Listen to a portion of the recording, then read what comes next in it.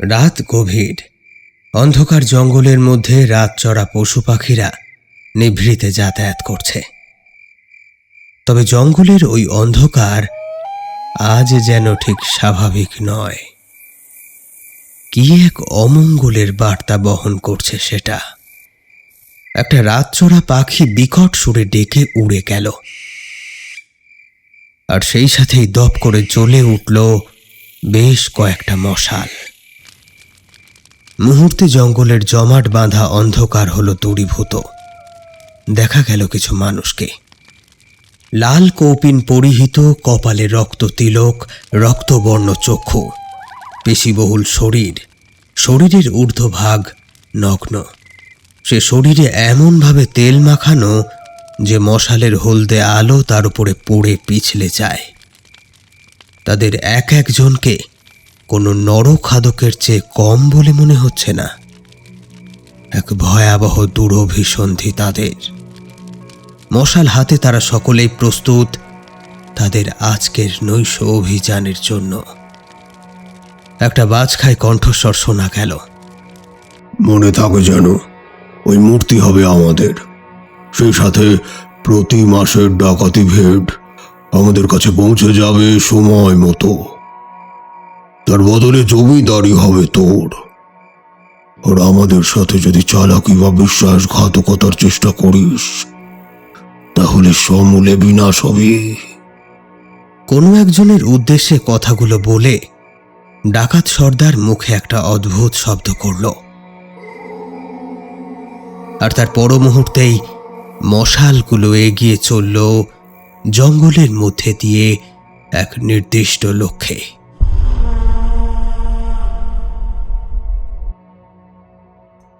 এক বিষাদের প্রভাত। সূর্য উদয় হলো বটে, তবে তা কেবল প্রকৃতিতে। বিলাসমোহনপুরের আকাশে সূর্য চিরকালের মতো অস্ত গিয়েছে। গ্রামবাসীরা ছুটতে ছুটতে যখন জমিদার বাড়ি এসে পৌঁছালো, ততক্ষণে সব শেষ। তাদের ভগবান তুল্য জমিদার হরিহরণ রায় বল্লভের মাথা ফাটা মৃতদেহ পড়ে আছে জমিদার বাড়ির উঠোনে।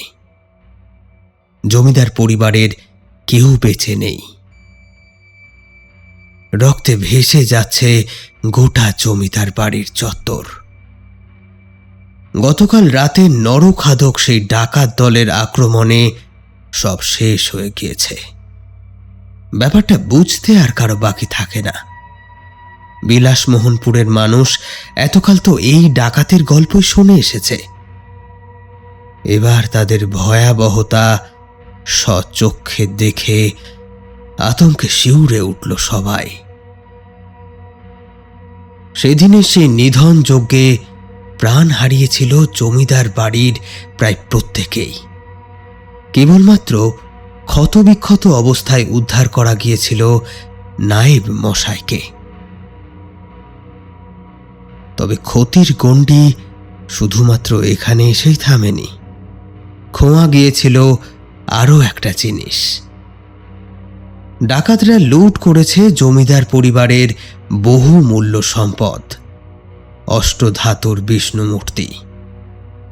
কথিত ছিল উত্তরাধিকারী সূত্রে পাওয়া এই সম্পদ চিরকালই এই জমিদার পরিবারকে খরা, মহামারী, দুর্ভিক্ষ কিংবা বহিরাগত শত্রুদের হাত থেকে রক্ষা করে এসেছিল এ যাবৎ। কিন্তু এবার বোধহয় ভবিতব্য অন্য কিছু পরিকল্পনা করেছিল। তাই এতদিনের ঐতিহ্যবাহী সম্পদ চলে গেল ডাকাতের জিম্মায়। জমিদারের মৃত্যুতে গ্রামের মানুষ একেবারে অসহায় হয়ে পড়ল। পিতার মৃত্যুতে সন্তান যেমন সহায় সম্বলহীন হয়ে পড়ে, গ্রামবাসীদের অবস্থাও হলো ঠিক তাই। যে ভাগ্যলক্ষ্মী এতকাল তাদের গৃহেই অবস্থান করে এসেছে, এবার তিনি মুখ ফেরালেন। নমস্কার, আমি অয়ন। গল্প কথায় আপনাদের সকলকে জানাই আরও একবার স্বাগত। আজকে যে গল্পটি পরিবেশন করতে চলেছি সেটি আমারই লেখা একটি গল্প। ইতিপূর্বে গল্প কথা থেকে প্রকাশিত আরও একটি গল্পের সঙ্গে এই গল্পের যোগসূত্র আছে। গল্পের নাম ব্রহ্মপ্রেত। এই গল্পটি না শুনে থাকলে ডেসক্রিপশন বক্স থেকে লিংক সংগ্রহ করে শুনতে পারেন। আজকের গল্পটি এই ব্রহ্মপ্রেতের সঙ্গেই যুক্ত। চলুন তবে শুরু করা যাক আজকের নিবেদন। আপনারা শুনবেন অয়ন সাহার রচিত জমিদার বাড়ির সেই রাত।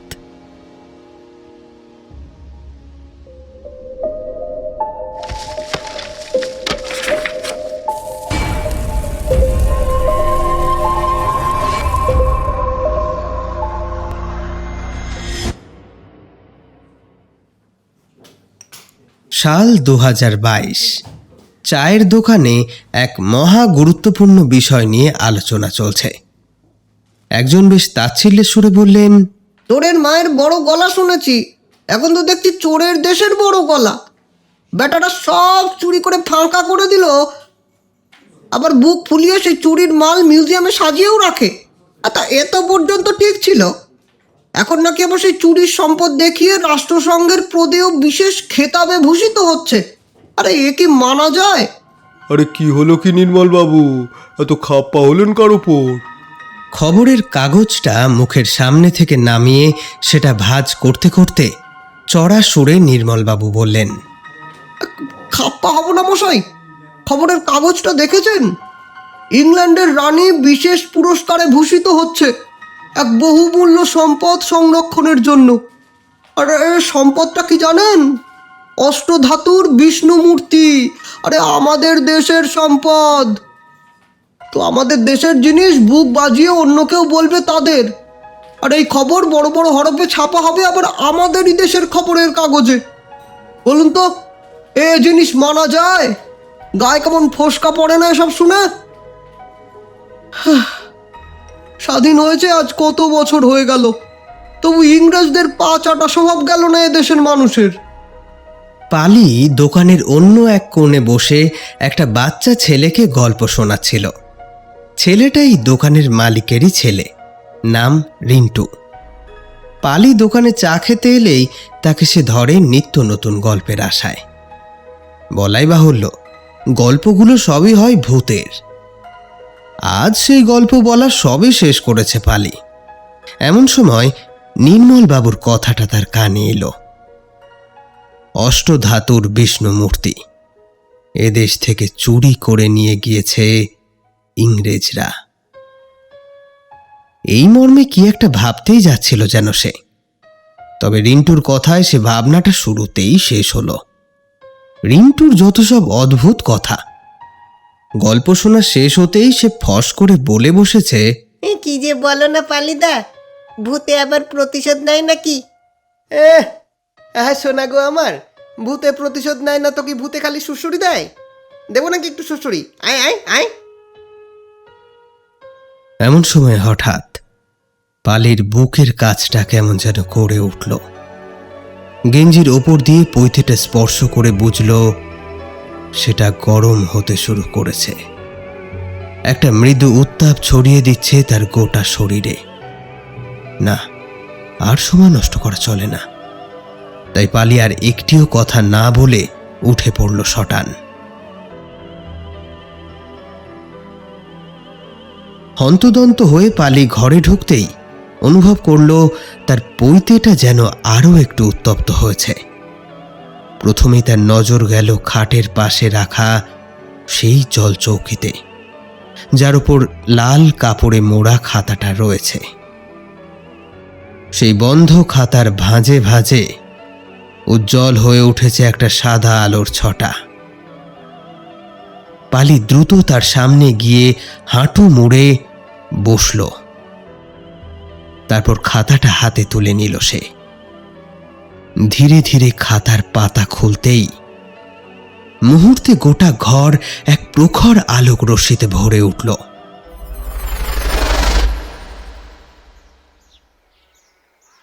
বাংলার এক প্রত্যন্ত গ্রাম বিলাসমোহনপুর।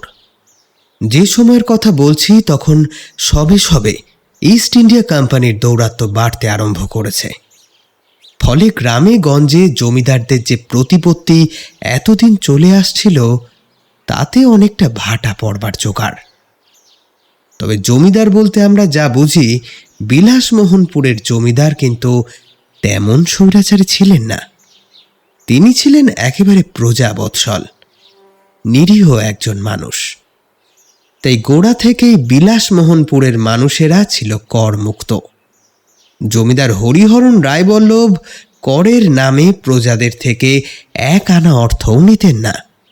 উল্টে তার দান ধ্যানের আড়ম্বরে গ্রামের কারোর প্রায় অভাব অনটন ছিল না বললেই চলে। এছাড়াও ইস্ট ইন্ডিয়া কোম্পানিকে প্রদেয় ভেটের যাবতীয় সামগ্রী যেত জমিদারি তহবিল থেকে। ফলত যা হওয়ার, গ্রামের প্রতিটি মানুষের কাছে এই জমিদার হরিহরণ রায়বল্লভ ছিলেন ভগবান তুল্য। এরকমই নিস্তরঙ্গ, শান্ত, শীতল, উত্তেজনামুক্ত জীবন কাটাচ্ছিল বিলাসমোহনপুরের মানুষেরা। তবে এহেন সুখের দিনে সকলের অগোচরে ঘটতে শুরু করলো এক অঘটন।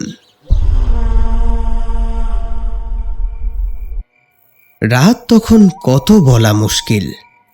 আকাশে কৃষ্ণপক্ষের মরা চাঁদ, তারই ক্ষীণ আলো ছড়িয়ে পড়েছে চরাচরে। ঠিক এই সময় জমিদার বাড়ির দক্ষিণ দিকের ঘরটির জানলার করাত গলে একটা পাথরের টুকরো ঘরের মধ্যে এসে পড়ল। খুট করে একটা শব্দ। ক্ষীণ হলদে আলো ঘরের মধ্যে তীর তীর করে কাঁপছে। পালঙ্কে শুয়ে নিঃসাড়ে ঘুমোচ্ছেন জমিদার হরিহরণ রায়বল্লভ। পালঙ্কের পাশে একটা তেপায়া টেবিলের ওপর ছোট্ট বাতি দানে জ্বলছে বাতি।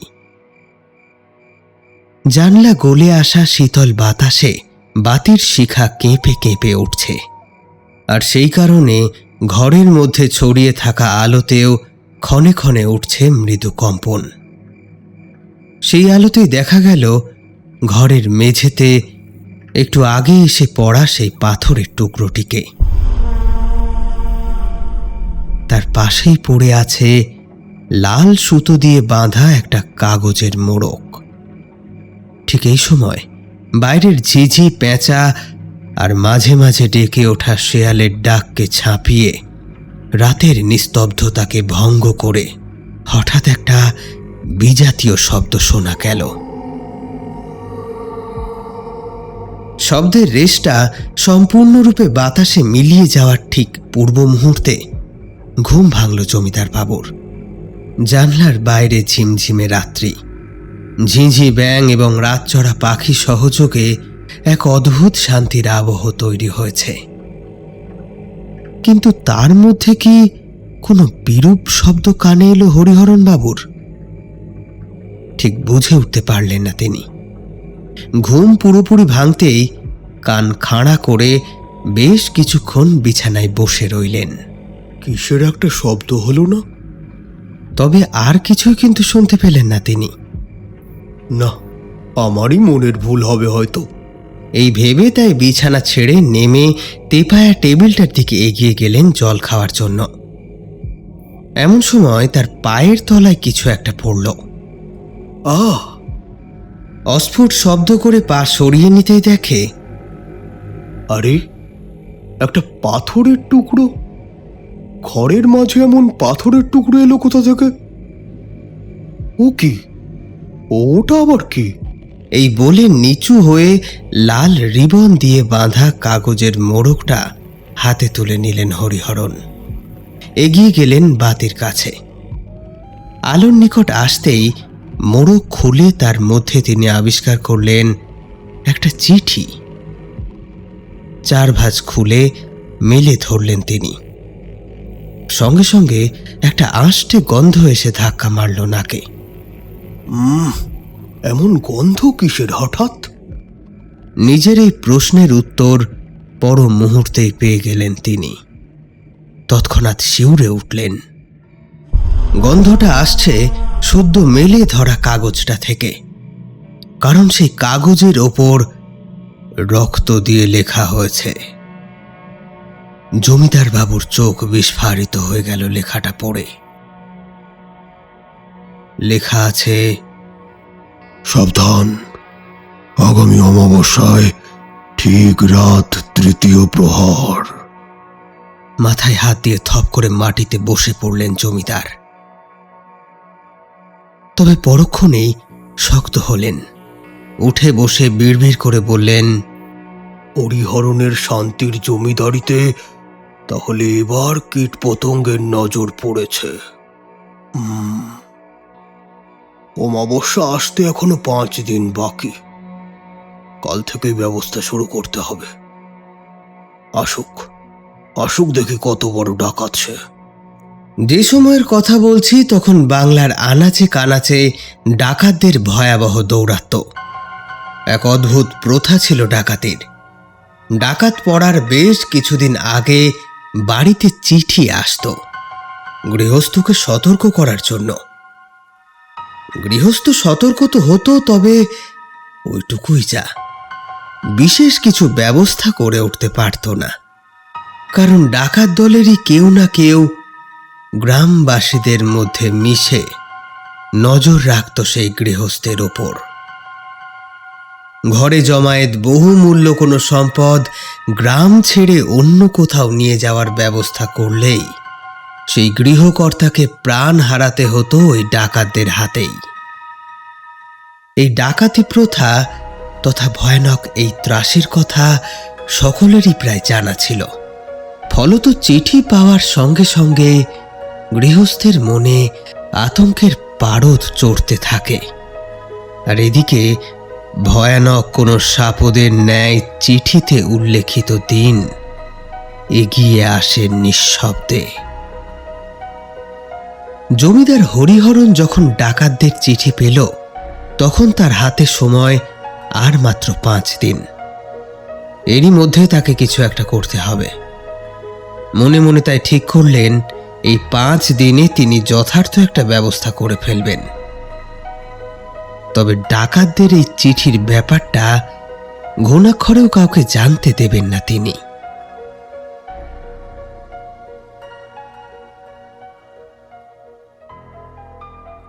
ইস্ট ইন্ডিয়া কোম্পানি সেই সময় বাংলা থেকে ডাকাত নির্মূলের পদক্ষেপ ফেলেছে। যে সমস্ত গ্রামগঞ্জ থেকে ডাকাতদের দৌরাত্ম্যের খবর আসছে সেখানে বেশ কিছু গোলা বারুদ সহ পাঠিয়ে দিচ্ছে এক দক্ষ পুলিশ বাহিনীকে, যারা ওত পেতে থাকছে ডাকাতদের আগমনের। তারপর যখন ডাকাত দলের আগমন ঘটছে তখন ডাকাত আর পুলিশ বাহিনীর এক তুমুল সংঘর্ষে পরাস্ত হচ্ছে ডাকাতরা। এভাবে বেশ কিছু মুখ্য ডাকাত দল ধরাও পড়েছে, তবে অধিকাংশই রয়ে গিয়েছে অধরা। আর তার মস্ত বড় হেতু হল ডাকাতির খবর ইস্ট ইন্ডিয়া কোম্পানির পুলিশ পর্যন্ত না পৌঁছানো, বলা ভালো পৌঁছাতে না দেওয়া। চিঠি দেওয়ার পর ডাকাত দলের লোকজন সাধারণ মানুষদের মধ্যে ছড়িয়ে পড়ে, খোঁজ খবর রাখে কেউ গ্রাম ছেড়ে বাইরে যাচ্ছে কিনা। যদি কেউ যায় তাহলে তার পেছনে জোকের মতো লেগে যায় ডাকাত দলের কোনো না কোনো কেউ।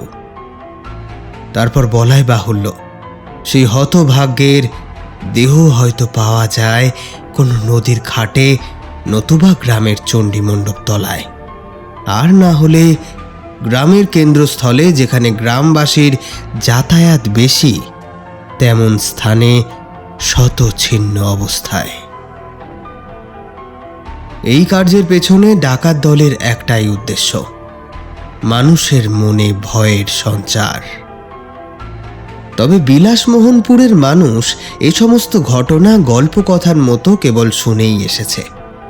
তাদের কখনো এহেন নরভক্ষ ডাকাত দলের সম্মুখীন হতে হয়নি। তবে এবার হয়তো হতে হবে। কেউ ভাবতেও পারছে না যে ডাকাতি হতে চলেছে খোদ জমিদার বাড়িতেই। তাই আর 5টা দিনের মতো সবকিছু স্বাভাবিকভাবেই চলতে লাগলো। কেবল হরিহরণ মনে মনে কষে চলল ফন্দি। এমনই একদিন বিকেলে গ্রামের রবিন খুড়োর চায়ের দোকানে আলোচনা একেবারে তুঙ্গে উঠল। লব সোরেন বলল, কি গো খুড়ো, মেয়ের বাড়িতে তো ভালোই আদর যত্ন খেলে দুদিন। মনু মাইতি বলল, আর এদিকে তুমি না থাকায় আমাদের চা দোকানির আড্ডা একেবারে মাঠে মারা যাচ্ছিল।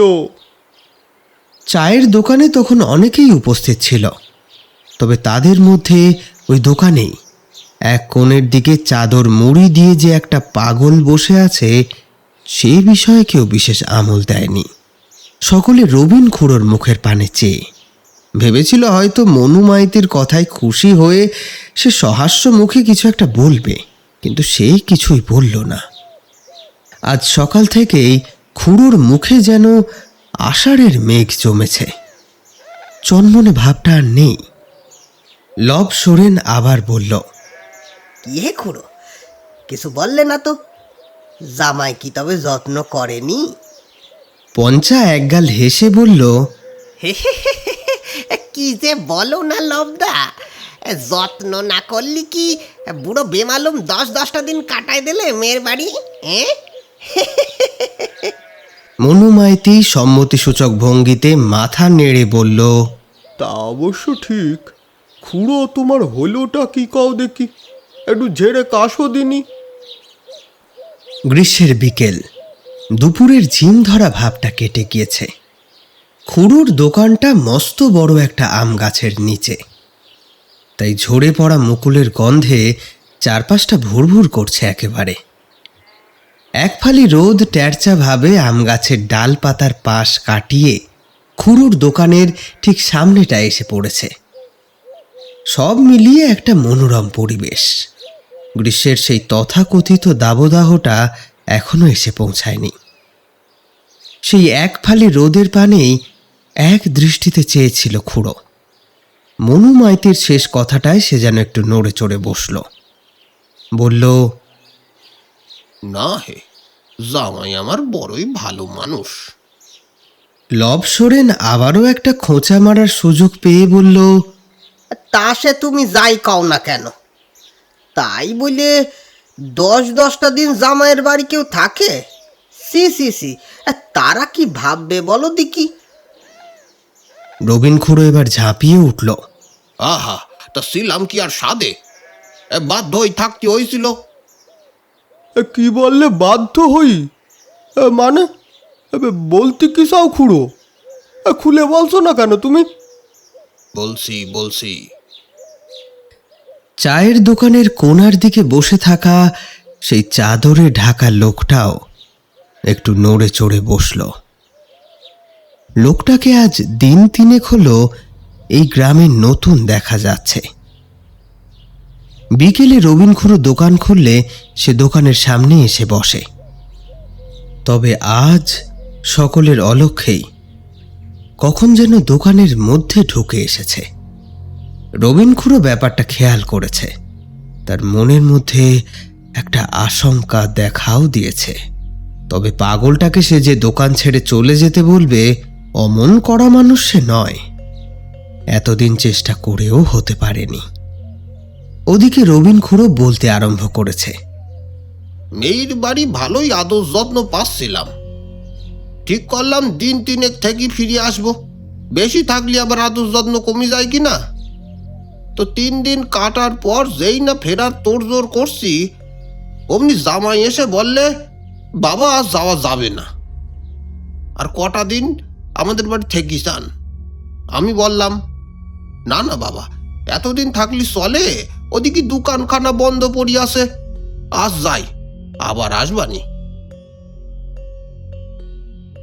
জামাই আমার চোখের দিকে না তাকায় মাথা নিচু করে বললে, অপরাধ নেবেন না বাবা, আজ আপনারে ছাড়তে পারবো না, একটা সমস্যা আছে। তারপর আমি অবাক হই, কেন জিজ্ঞেস করতে জানতে পারলাম এক অদ্ভুত ঘটনা। এরপর রবিন খুড়ো যা বলল তা কিছুটা এই রকম। তার মেয়ের বাড়ি পাশের গ্রামে, সেখানেই এক ধনী সওদাগরের বাড়িতে ডাকাতের চিঠি পড়েছে। আগামী 3 দিনে ডাকাতি হবে। এমন অবস্থায় সকলের চোখের অলক্ষ্যে বেশ কিছু ডাকাত দলের লোক গ্রামের মধ্যে ছড়িয়ে পড়বে। তাই এই সময়টায় গ্রাম থেকে কারোরই বেরোনো নিরাপদ নয়। এখন গ্রাম থেকে কেউ বেরোলে ডাকাত দলের খোঁচররা ভাববে সেই ব্যক্তি হয়তো কোম্পানির পুলিশদেরকে খবর দিতে যাচ্ছে। ফলে ডাকাতদের প্রথা মতো অচিরেই ভবলীলা সাঙ্গ হবে তার। পরের দিন গ্রামের রাস্তায় বুড়ো শিবতলায় কিংবা নদীর ঘাটে হয়তো পাওয়া যাবে সেই হতভাগ্য ব্যক্তির লাশ। এই তো হাও মাও করি কাঁদি কাঁদি এসি আমার জড়ায় ধরলে, বললে না না বাবা, আমি তোমারে কিছুতেই ছাড়তে পারবো না, কিছুতেই যেতে দেবো না। কি আর করা যায়, অগত্যা থেকে যেতে হলো। কিন্তু পরের দিন সকাল হতেই এক হাড় হিম হওয়া খবর শুনলাম, ন্যাড়া দিঘির মাঠের মধ্যে নাকি দুজনের ছিন্ন ভিন্ন লাশ পাওয়া গেছে। ধীরে ধীরে জানতে পারলাম আর এক ভয়ঙ্কর কাণ্ডের কথা। যে সওদাগরের বাড়ি ডাকাতি সিটি পড়িছে, সে নাকি সেই দিনই তার 2 লেটেল রে দে কিছু মূল্যবান সম্পত্তি তার শৌরের ঘরে পাঠাচ্ছিল গোপনে। তো সে সম্পত্তি তো গেলই, পেরানটাও গেল 2 হতভাগ্য লেটেলের। খুড়ো এবার থামল। তার এই গল্পের সঙ্গে সঙ্গে একটা চাপা আতঙ্ক ধুনোর গন্ধের মতো বাতাসে ছড়িয়ে পড়েছে। কারো মুখে কোনো কথা নেই। সকলেরই দৃষ্টি এতক্ষণে গিয়ে নিবদ্ধ হয়েছে সেই পাগল লোকটার ওপর। ইতিমধ্যেই উঠে দাঁড়িয়েছে লোকটা। তার চাদরের এক অংশ মাটিতে লুটোচ্ছে। সকলের কৌতূহলী দৃষ্টিকে নস্যাৎ করে কারো পানে একবারও না চেয়ে চাদরের যে অংশটা মাটিতে লুটোচ্ছিল সেটা কাঁধে তুলে ধীরে ধীরে দোকান থেকে প্রস্থান করল। কয়েক মুহূর্ত সবাই চুপ। প্রথম কথা বলল লব সোরেন। খুড়ো, এ পাগলটারে তো আগে দেখিনি গ্রামে। তুমি চেনো নাকি এরে? আমলোসা, আমি কন্তে চিনতে যাবো রে? 2 দিন ধরে দেখতেছি দোকানের সামনে ঘুরঘুর করতেছে। তোমরা তো গত 2 দিন তেমন একটা কেউ এদিকে আসোনি, তাহলে দেখতে পেতে। তবে আজ বেটা একেবারে দোকানের মধ্যে ঢুকে এসে, এইটাই একটা বিস্ময়ের ব্যাপার। তাই বলি দোকানে ঢুকিয়ে আসবে? তুমি কিছু বলবা না? কি জানি বাবু কুতাকারকে, আমি কিছু বলতে সাহস পাইনি। তাছাড়া তোমরা তো জানো আমি কাউকে ওভাবে তাড়াতে পারিনি। আমার কিন্তু খুব একটা ভালো লাগতেছে না খুড়ো। ব্যাপারটা বেশ জটিল। পঞ্চার দেতো হাসিটা কোথায় যেন হারিয়ে গিয়েছে। সে গম্ভীর মুখে বলল, আরে বাবা, তালি কি কেউ ডাকাতের চিঠি পেতে চলিছে নাকি এ গ্রামে? কই, তেমন তো কোনো কথা কানে আসেনি।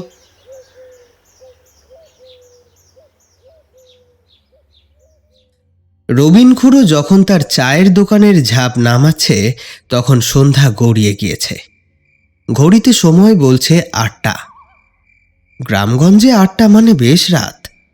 এরই মধ্যে কিছু কিছু ঘরে আলো নিভতে শুরু হয়েছে। রবিন খুড়ো বাড়ির পথে হাঁটা দিল। গ্রামের চণ্ডীমণ্ডপ পার করে জমিদার বাড়ির ঠিক সামনে দিয়ে যে রাস্তাটা ডানে বাঁক নিয়েছে সেই রাস্তাটা ধরতে হবে তাকে। প্রতিদিন রাতে এই সময়েই সে একা একা ফেরে। কোনোদিনও তার ভয় তেমন কিছু লাগেনি। তবে আজ কেমন যেন গাটা শিরশির করছে রবিন খুড়োর। সারাদিন ধরে ডাকাতদের ব্যাপারে আলোচনা করাটা তার কাল হয়েছে। এখন সেইগুলোই তার মাথার মধ্যে ঘুরে ফিরে এসে এই অন্ধকার রাস্তায় তাকে ভয় দেখাচ্ছে।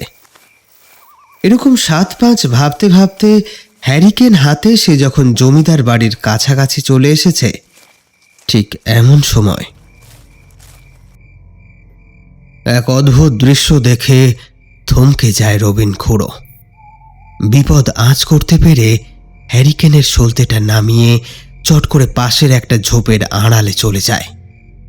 সেখানে বসেই দেখে কালো কাপড় জড়ানো এক ছায়া মূর্তি জমিদার বাড়ির উঁচু পাঁচিলের উপর দিয়ে হেঁটে বেড়াচ্ছে।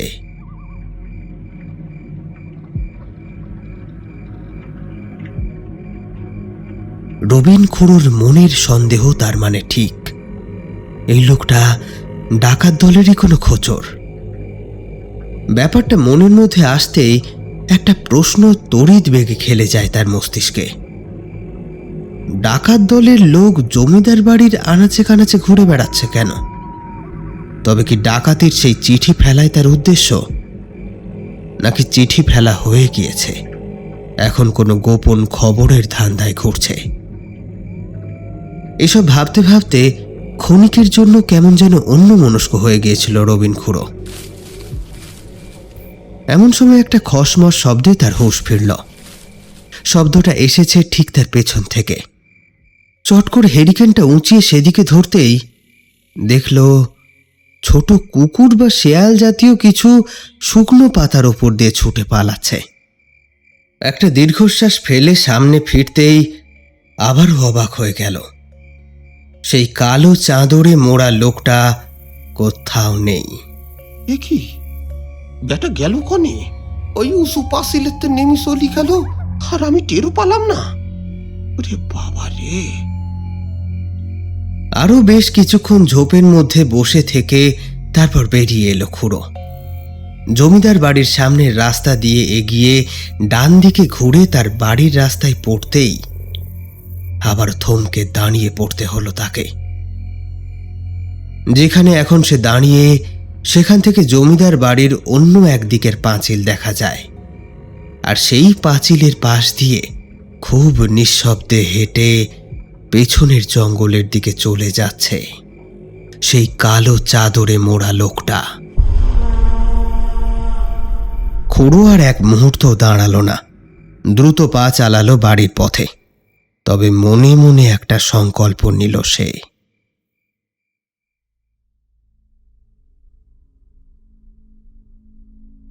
নায়েব মশাই, আমি ভাবছি এবার কোম্পানির ভেড নিয়ে আমিই যাব। কি বলছেন কি জমিদার মশাই? আশেপাশের গ্রামের কথা আপনি শোনেননি? এখন এই গ্রাম থেকে যে বেরোবে তারই নিস্তার নেই। ওই ডাকাত দলের কেউ না কেউ আপনার উপর নজর রেখেছে, এটা ভুলে যাবেন না। সেদিক থেকে দেখতে গেলে তো আমারও অনেক ভুল আছে। দেখেন, একমাত্র আপনি ছাড়া গ্রামের আর কেউ জানে না যে এ বাড়িতে ডাকাতির চিঠি পড়েছে। এখন যদি কেউ কোনো কাজে গ্রামের বাইরে যায়, তাহলে তো ডাকাতের দলেরা ভাববে যে সে বোধহয় কোম্পানির কাছে খবর দিতে যাচ্ছে। তখন তো তার সমূহ বিপদ। না না না, এ হতে দেওয়া যায় না। তাই আমি তো ভাবছি আজ সবাইকে জানিয়ে দেবো ব্যাপারটা, যাতে সবাই একটু সাবধানে থাকে। আর আমি নিজে যাব কোম্পানির ঘরে। সঙ্গে কয়েকজন অবশ্য লেঠেল নেব, শক্তপোক্ত লেঠেল নেব। দেখি না কি বিপদ হয়। তাছাড়া ডাকাতদের দৌরাত্ম্য এই বেলায় কমানোর চেষ্টা না করলে আগামী দিন আরো খারাপ হতে চলেছে। তাই ঝুঁকি একটা আমাকে নিতেই হবে নায়েব মশাই। আবেগের বশে কোনো হঠকারী সিদ্ধান্ত নেবেন না জমিদার মশাই। কেন নায়েব মশাই? আমার সিদ্ধান্ত আপনার হঠকারী লাগার হেতু কি জানতে পারি? ছোট মুখে যদি বড় কথা বলা হয় তবে অপরাধ মার্জনা করবেন। তবুও বলছি, যদি আমার পরিকল্পনাটা একটু শুনে দেখেন, তারপরে না হয় আপনিই বিচার করবেন। জমিদার বাড়ির গুপ্ত মহলে এক গভীর আলোচনা চলছে জমিদার হরিহরণ আর নায়েব মশায়ের মধ্যে। অমাবস্যা আসতে আর মাত্র 2 দিন বাকি। আলোচনার মধ্যেই একজন লেঠেল এসে খবর দিল, কথা রবিন খুড়ো আপনার সাথে দেখা করতে চান। কি যেন একটা গুরুত্বপূর্ণ কথা বলতে চান আপনারে। আমারে বললে না, বললে আপনারেই বলবে। তা কি বলবো? রবিন খুড়ো আবার কি গুরুত্বপূর্ণ কথা বলতে চায়? জমিদারের কপালে ভাঁজ পড়ল। তিনি লেঠেলকে বললেন, যাও, খুড়োকে বসতে বলো, আমি আসছি একটু পর। খবর নিয়ে যে এসেছিল এবার সে চলে যেতেই জমিদার নায়েব মশাইকে উদ্দেশ্য করে বললেন, এত নায়েব মশাই, বলুন না আপনার কি পরিকল্পনা? এদিক ওদিক তাকিয়ে নায়েব মশাই একেবারে জমিদার বাবুর কানের কাছে মুখ এনে বললেন, শুনুন, কোম্পানির ভেট নিয়ে আপনি যাবেন না। এই কথা শুনে জমিদার হরিহরণ কিছু একটা বলতেই যাবে, নায়েব মশাই তার আগেই বলে উঠলেন, উত্তেজিত হবেন না, উত্তেজিত হবেন না, ভয় পাবেন না, পুরোটা শুনুন। ভেট নিয়ে যাবে অন্য কেউ।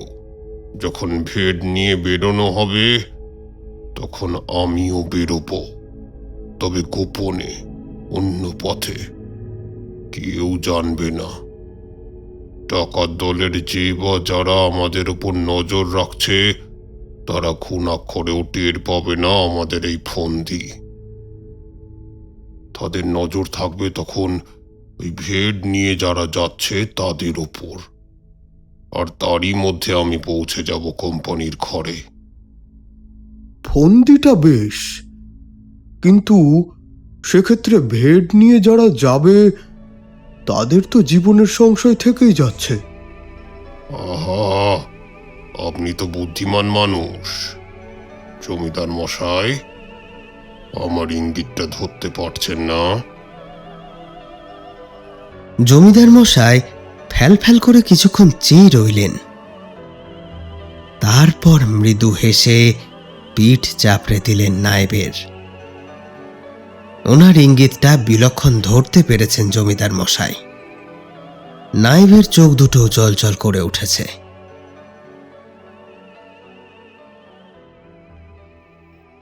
রবিন খুড়ো দোকানের ঝাঁপ ফেলে পুনরায় বাড়ির পথে পা বাড়ালো। আজ আকাশটা বিকেলের পর থেকে কেমন গুমোট হয়ে রয়েছে, বৃষ্টি আসবে আসবে করেও আসছে না। সকালে জমিদার বাবুকে ওই পাগলের কথাটা জানাতেই সে প্রথমে কেমন যেন একটু ঘাবড়ে গিয়েছিল, তবে বলেছিল এবার যদি রবিন খুড়োর দোকানে সে আসে তাহলে তাকে খাবার দিয়ে বসিয়ে অন্য কাউকে দিয়ে যেন জমিদারের কাছে খবর পাঠানো হয়। তবে আজ সারাদিনে সে পাগলটার টিকিটিও দেখা যায়নি। কিন্তু সকালে জমিদারের কথা বলার ধরন দেখে রবিন খুড়োর মনে একটা সন্দেহ জেগেছে। কিছু একটা যেন ঘটেছে ওই জমিদার বাড়িতে। জমিদারের আচার আচরণে রবিন খুড়ো যেন ব্যাপারটা আঁচ করতে পারছে। যখন সে ডাকাতের চিঠির কথা তুলেছিল তখন জমিদারের মুখটা কেমন যেন হয়ে গিয়েছিল।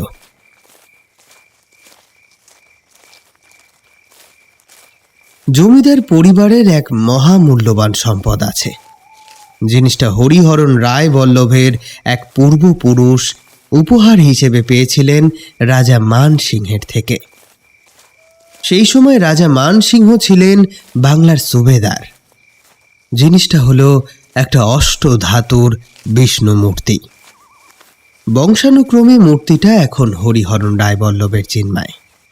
কথিত আছে এই সম্পদ চিরকাল এই জমিদার পরিবারকে খরা, মহামারী, দুর্ভিক্ষ এবং বহিরাগত শত্রুদের হাত থেকে রক্ষা করে এসেছে।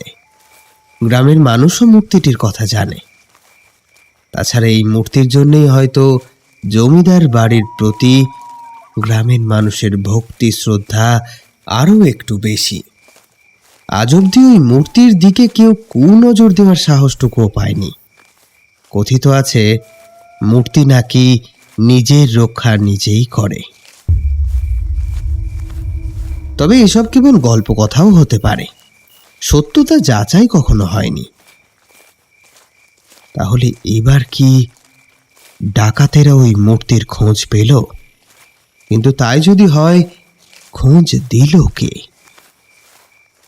এসব 7-5 ভাবতে ভাবতে রবিন খুড়ো এগিয়ে যাচ্ছিল। কখন যে ঝোড়ো হাওয়ার গতিটা বেড়েছে সেটা সে খেয়ালই করেনি। জমিদার বাড়ির কাছাকাছি আসতেই হঠাৎই একটা দমকা হাওয়ার আঘাতে হ্যারিকেনের আলোটা দপদপ করতে করতে নিভে গেল।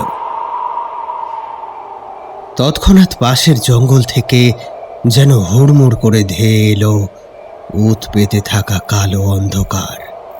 এই যা যা যা যা, গেল রে গেল, মরিছে রে। এমন জ্বর কখন উঠলে টের পালাম না সে। হ্যারিকেনটাও গেল, এখন কি হবে? এমন সময় আশেপাশের গাছপালায় একটা তাণ্ডব উঠল। হাওয়ার গতি বেড়েছে। এখন কি করি রে? চোখি তো কিছুই ঠাওর হয় না। এখন গাছের ডাল এসে যদি মাথায় পড়ে তো ভবের লীলা তো এখানেই সাঙ্গ হবে। হে ভগবান, রক্ষে করো ভগবান।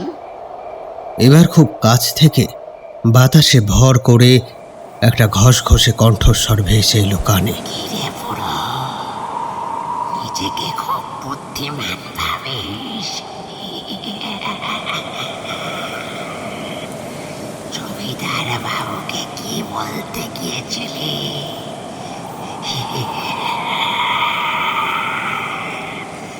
এখন তোর কি হবে?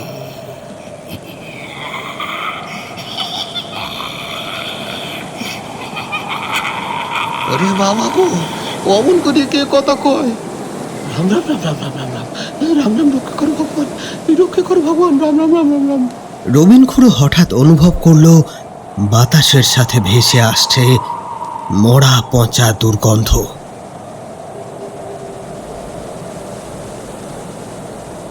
একটা অন্ধ মানুষ যতটা না নিজেকে অসহায় মনে করে, রবিন খুড়ো এই মুহূর্তে তার থেকেও বেশি অসহায় বোধ করছে। চোখ থেকেও সে অন্ধ। ইতিমধ্যে কালো মেঘের বুক ফালা ফালা করে ঝলকে উঠছে বিদ্যুৎ রেখা।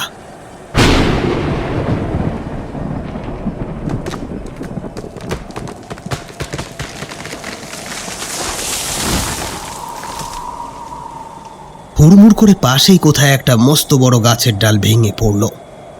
ওরে বাবা রে, গেলুম রে। এই বলে সে ছিটকে কোথায় গিয়ে যে পড়ল নিজেও বুঝে উঠতে পারল না। চারপাশে অন্ধকারে কারা যেন হাসছে খোনা গলায়।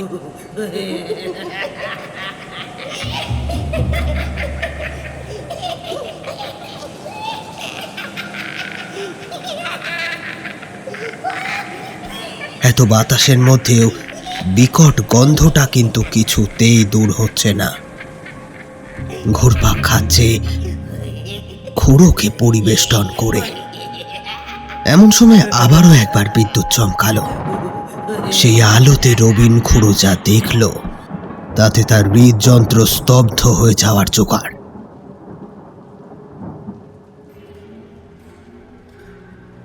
সে পড়ে আছে রাস্তার পাশে, আর তার পায়ের দিক থেকে সরীসৃপের মতো তার শরীর বেয়ে বেয়ে উঠছে দুটো কালো অবয়ব। তাদেরকে ঠিক মানুষ বলা যায় না, ভয়ানক তাদের রূপ। ওই এক বিদ্যুৎ ঝলকের আলোয় সে যা দেখল তা সাক্ষাৎ মৃত্যুরই স্বরূপ। মাটি থেকে হাঁচড় পাঁচড় করে ওঠার চেষ্টা করলো খুড়ো, তবে পারল না। তার বদলে অনুভব করলো মরা পচা গন্ধটা যেন চেপে বসেছে তার বুকের ওপর। তারপর গন্ধটা সরাসরি নেমে এলো খুড়োর একেবারে নাকের কাছে। উগ্র ঝাঁঝালো একটা নিঃশ্বাস এসে পড়ছে খুড়োর মুখের ওপর। নিঃশ্বাস নিতে বেজায় কষ্ট হচ্ছে তার।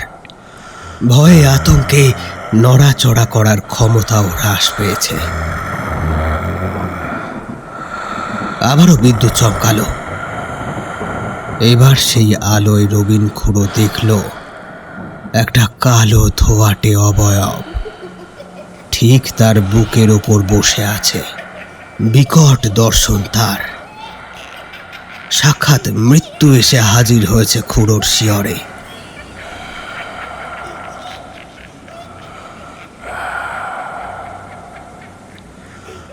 আর কিছু করার নেই, চোখ বুঝল খুড়ো।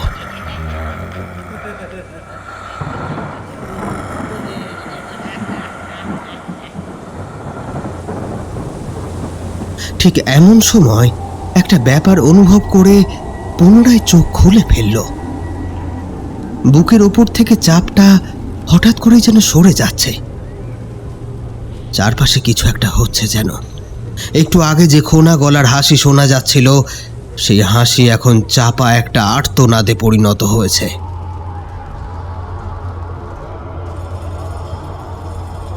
এই সুযোগে খুড়ো অন্ধকার হাতড়ে উঠে বসার চেষ্টা করল। এই সময় প্রবল এক আলোর ঝলকানিতে ক্ষণিকের জন্য চারপাশ দিনের আলোর মতো উজ্জ্বল হয়ে উঠল। সেই পরিসরেই খুড়ো দেখল ঝোড়ো বাতাসটা যেন পাক খেতে খেতে একটা নির্দিষ্ট জায়গায় এসে জড়ো হয়েছে, আর তার মধ্যে ফুটে উঠেছে এক অদ্ভুত পুরুষের অবয়ব, যার পরনে সাদা ধুতি, ঊর্ধ্বাঙ্গ অনাবৃত, চুলগুলো উস্কো খুস্কো। মুহূর্তের ভগ্নাংশে বিদ্যুতের আলোয় সব থেকে বেশি যেটা খুড়োর নজরে পড়েছিল সেটা হলো আবির্ভূত সেই বিশাল মূর্তির অনাবৃত ঊর্ধ্বাঙ্গে জ্বলজ্বল করছে একটা যজ্ঞ উপবিদ।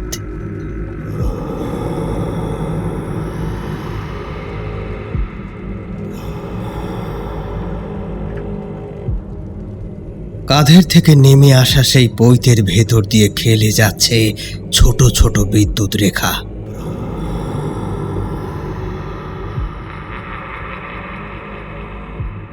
খুড়ো অনুভব করে তার আশেপাশের মরা পচা গন্ধটা ধীরে ধীরে উধাও হয়ে যাচ্ছে। চারপাশের পরিবেশও যেন শান্ত হয়ে উঠছে ক্রমেই। এতক্ষণ খেয়াল করেনি। এবার খুড়োর মনে পড়ল তার কোমরের কাছে তো গোজা আছে একটা দেশলাই। চট করে সেটা বার করে ঘষা দিতেই যেন খুড়োর দৃষ্টির নবজন্ম হলো। অন্ধকার যে এত ভয়াবহ হতে পারে ইতিপূর্বে রবিন খুড়োর এ অনুভূতি হয়নি। এই কালো জমাট বাঁধা ভয়াল অন্ধকার তাকে একেবারে অন্ধ করে দিয়েছিল। ফলে এখন দেশলাইয়ের ক্ষীণ আলোতেও তার চোখ প্রথমে বিদ্রোহ করে উঠল। কয়েক মুহূর্ত লাগলো স্বাভাবিক হতে।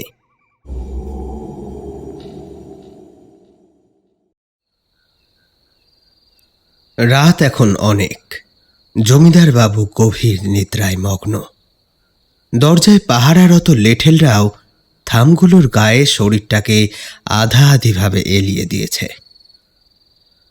একটু আগে বেশ একটা ঝোড়ো বাতাস বইছিল, তবে এখন পরিবেশটা সম্পূর্ণ শান্ত।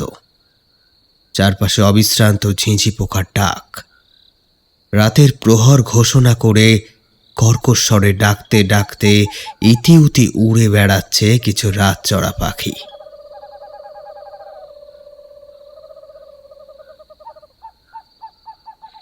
এমন সময় জমিদার বাবুর ঘরের দক্ষিণ দিকের জানলার ঠিক বাইরে আবির্ভাব ঘটল একটা কালো চাদরে মোড়া অবয়বের।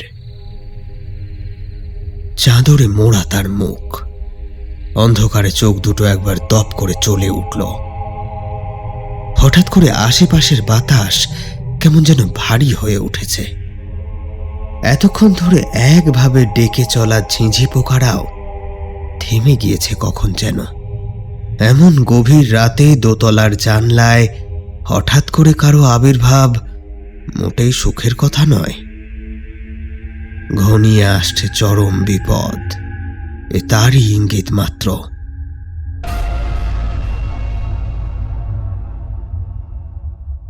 আজ রবিন খুড়ো তবে কি সাক্ষাৎ পিশাচদের দর্শন পেল?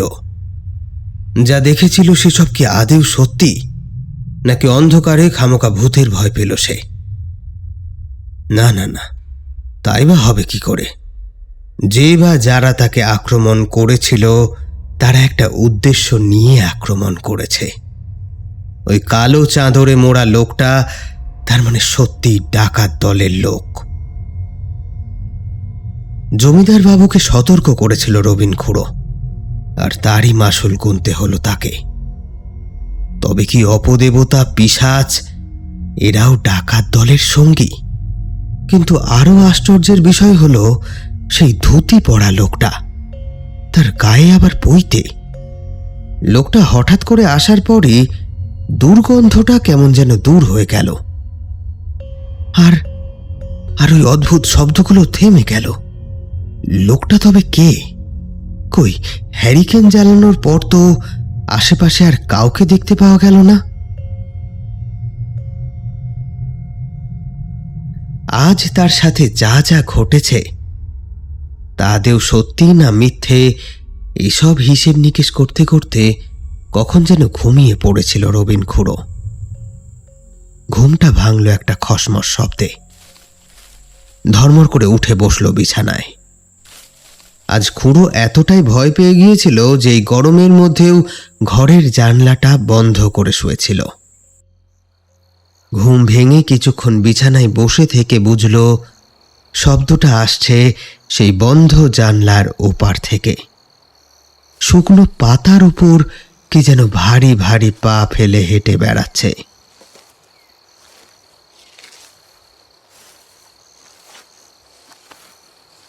আতঙ্কে কাঠ হয়ে গেল খুড়োর শরীর, তবুও কৌতূহল বড় বালায়। তাই কোনো ক্রমে সাহস জুগিয়ে সে জানলার ফাঁকে চোখ রাখল। আর একদিন বাদেই অমাবস্যা, সুতরাং বাইরে এতটুকু আলোর বালায় নেই। তাই জানলার ফাঁক দিয়ে খুড়ো প্রায় কিছুই দেখতে পেল না। কেবল ভারী ভারী পদক্ষেপে শুকনো পাতার উপর দিয়ে হেঁটে যাওয়ার আওয়াজটা স্পষ্ট হলো তার কানে। বুকের ভেতরে যেন দামামা বাজছে তার। ঘরের মধ্যে হ্যারিকেন জ্বলছে খুব ক্ষীণভাবে, তাতে ঘরের মধ্যে ছড়িয়ে আছে একটা পাতলা হলদে আলোর আস্তরণ।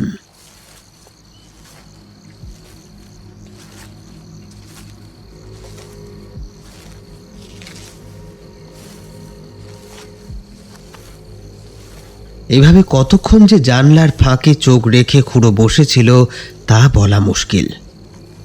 একটা সময় জানলার বাইরের শব্দটা ধীরে ধীরে মিলিয়ে গেল দূরে।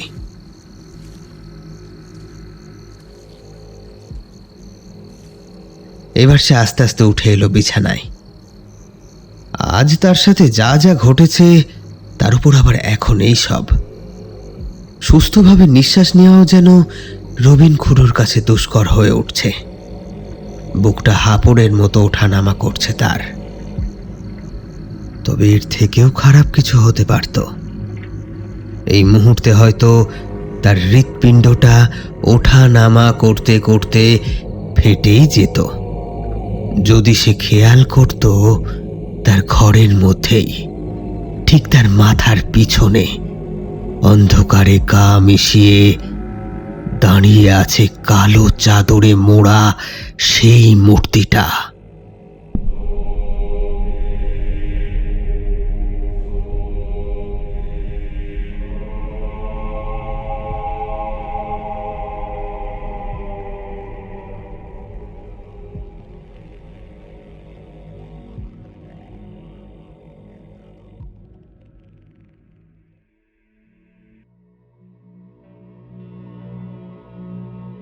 বেশ ধুমধাম করে ৩-৪টে গরুর গাড়ি সাজিয়ে ভেট পাঠানো হবে। সকাল থেকে জমিদার বাড়ির সামনে সেসবেরই তোড়জোড় চলছে। সবে একটি গাড়ি সাজানো হয়েছে। চাল, ডাল, আটা, গমের বস্তা এগুলোকে এক এক করে বাকি গাড়িতে তোলা হচ্ছে। বিভিন্ন ফুল দিয়ে গাড়িগুলোকে খুব সুন্দরভাবে সাজানো হচ্ছে। জমিদারবাবু ঘুরে ঘুরে তদারকি করছেন নিজে। গ্রামবাসীদের অনেকেই এইরূপ তোড়জোড় দেখে কৌতূহলী হয়ে একে একে ভিড় জমিয়েছে। জমিদার বাড়ির সামনেটায় ইতিমধ্যেই জড়ো হয়েছে বেশ কিছু মানুষ।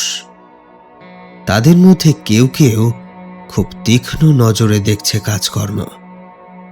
তো এইভাবে একটা সময় এলো যখন জমিদার বাবু ভিড় করে দাঁড়িয়ে থাকা গ্রামবাসীদের উদ্দেশ্যে একটা ঘোষণা করলেন।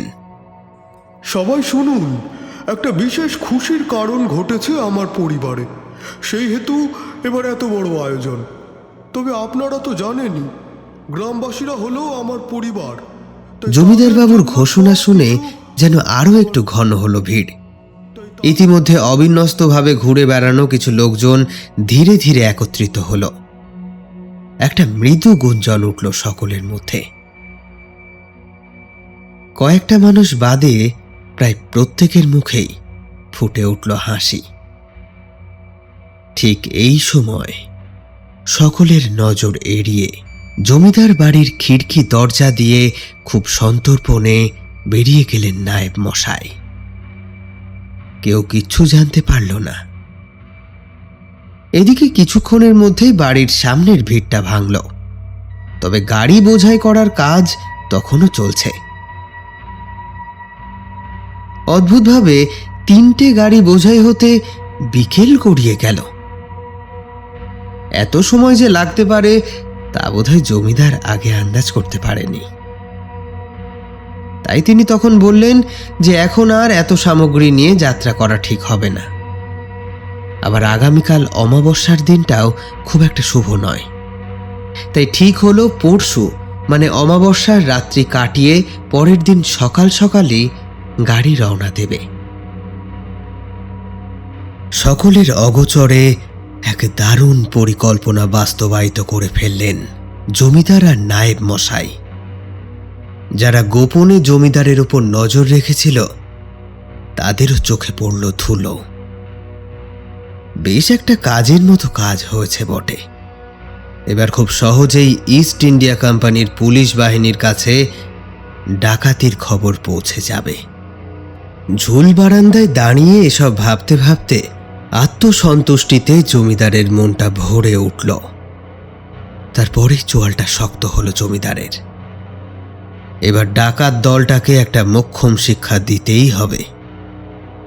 কাল নিশ্চয় সন্ধ্যের মধ্যে নায়েব মশাই কোম্পানির পুলিশ বাহিনী নিয়ে হাজির হবেন।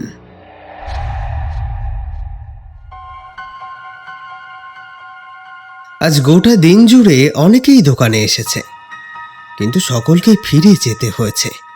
খুড়োর দোকানের ঝাঁপ আজকে আর ওঠেনি। বয়স্ক মানুষটার হয়তো শরীর টরীর খারাপ লাগছে, সেই জন্য হয়তো দোকান খোলেনি। কয়েকজন মানুষ ভেবেছিল যে খুড়োর বাড়ি গিয়ে খোঁজ নিয়ে আসবে, কিন্তু জমিদার বাড়ির কর্মকাণ্ডে তারা এতই মশগুল হয়ে গেল যে খুড়োর চিন্তা তাদের মাথা থেকে একেবারে বেরিয়েই গেল। দেখতে দেখতে চলে এলো অমাবস্যার সেই কাল রাত্রি। আকাশে আজ চাঁদের কোনো অস্তিত্ব নেই। চরাচর ডুবে গিয়েছে কোনো কালো বিশাল আকার দৈত্যের পেটের মধ্যে। চারপাশের বাতাসটাও কেমন গুমোট হয়ে এসেছে। সন্ধে হয়েছে ঘন্টা 2 হলো। জমিদার হরিহরণ হন্তদন্ত হয়ে পায়চারি করছেন। যত রাত গড়াচ্ছে চিন্তার পারদ ততই চড়ছে। তার কারণ নায়েব মশাই এখনো আসেননি। পুলিশ বাহিনী নিয়ে সন্ধ্যের আগেই তার চলে আসার কথা, কিন্তু এখনো সে আসেননি। জমিদার বাবুকে এত উত্তেজিত হতে এর আগে কেউ কখনো দেখেনি। তাই উত্তেজনার কারণটা কি সেটা জিজ্ঞেস করার সাহসও বাড়ির কারোর হচ্ছে না। এদিকে যতই সময় এগোচ্ছে ততই একটা কথা যেন গম গম করে বাজছে জমিদার মশাইয়ের কানে। সাবধান, অমাবস্যার রাত্রি, ঠিক 3য় প্রহর। ভালো মন্দ নানা রকম চিন্তা করতে করতে রাত আরো বাড়ল। বিলাসমোহনপুর গ্রাম এতক্ষণে ঘুমের কোলে ঢলে পড়েছে। জমিদার বাইরের ঘরে বসে খাতাপত্র ঘাটাঘাটি করছিলেন, হিসেব নিকেশ দেখছিলেন, কিন্তু মনের মধ্যে তার তোলপাড় চলছে। আর কিছুক্ষণ অপেক্ষা করবেন তিনি। তার মধ্যে নায়েব মশাই না এলে কিছু একটা আপৎকালীন ব্যবস্থা তাকে নিতেই হবে। সন্ধ্যের পর থেকেই লেঠেলদের কড়াভাবে বলা ছিল, জমিদার মশাইয়ের অনুমতি ছাড়া সিংহ দুয়ার যেন কেউ না খোলে। এভাবেই উৎকণ্ঠার মধ্যে দিয়ে কাটল আরো কিছুক্ষণ। এমন সময় এক লেঠেল এসে খবর দিল, কাকা, নায়েব মশাই এসে পড়েছেন। মুহূর্তে জমিদারের সমস্ত চিন্তা গেল দূর হয়ে। তার চোখ মুখ উজ্জ্বল হয়ে উঠল আনন্দে। তড়িঘড়ি তিনি ছুটে এলেন সিংহদুয়ারের কাছে। দুয়ার কিন্তু তখনও বন্ধ। তাই দেখে দুয়ারের পাশে দাঁড়িয়ে থাকা দুই লেঠেলদেরকে অত্যন্ত ব্যস্ততার সঙ্গে বললেন, আরে তোরা দুয়ারটা এখনো খুলিসনি? নায়েব মশাই দাঁড়িয়ে আছেন যে, খোল খোল, তাড়াতাড়ি খোল। লেঠেলরা মাথা নিচু করে দ্রুত দুয়ার খুলে দিল। সাথে সাথে একরাশ শীতল বাতাস এসে ঝাপটা মারল জমিদার মশাইয়ের মুখে। এতক্ষণের দুশ্চিন্তা, আশঙ্কা এই শীতল হাওয়ার স্পর্শে যেন সব মিলিয়ে গেল। দেখলেন নায়েব মশাই হাসি হাসি মুখ করে ঠিক দরজার ওপাশে দাঁড়িয়েছিলেন। এবার ভেতরে ঢুকতে ঢুকতে তিনি বললেন, দেখেছেন জমিদার বাবু, আমি এসেছি তবুও দরজা খুলছে না এরা। সেই আবার আপনাকে কষ্ট করে নেমে আসতে হলো। না না, আসলে ওদের দোষ নয়, আমি বারণ করেছিলাম, বুঝতেই পারছেন। যাই হোক, আসুন আসুন, আপনি এত দেরি করলেন। ওদিকের খবর কি? সব কুশল তো? প্রস্তুত তো সব কিছু? এক নিঃশ্বাসে প্রশ্নগুলো করে এক দৃষ্টে চেয়ে রইলেন নায়েবের দিকে। নায়েবও জমিদার বাবুর দিকে কেমন ভাবে যেন চাইলেন। তার ঠোঁটের কোণে একটা বাঁকা হাসি। খুব ধীরে ধীরে বললেন,